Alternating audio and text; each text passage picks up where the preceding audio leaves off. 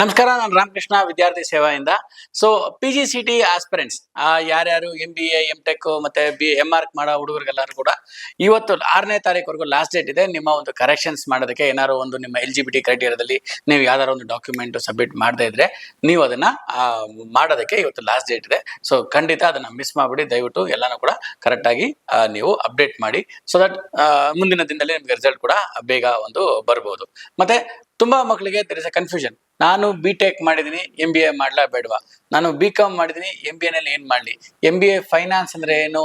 MBA marketing ಅಂದ್ರೆ ಏನು? MBA HR ಅಂದ್ರೆ ಏನು? ಇದೆಲ್ಲ ತುಂಬಾ ಮಕ್ಕಳಿಗೆ ಕನ್ಫ್ಯೂಷನ್ಸ್ ಇದೆ. ನಿಮಗೆ ಯಾರಿಗಾದ್ರೂ ಕೂಡ MBA ಬಗ್ಗೆ ಕಂಪ್ಲೀಟ್ ಡೀಟೇಲ್ಸ್ ಬೇಕಾದ್ರೆ ಪ್ಲೀಸ್ ಡೂ ಕಾಲ್ ಅಸ್. ನಾನು ನಿಮಗೆ ಕಂಪ್ಲೀಟ್ ಇನ್ಫಾರ್ಮೇಶನ್ ಕೊಡ್ತೀವಿ.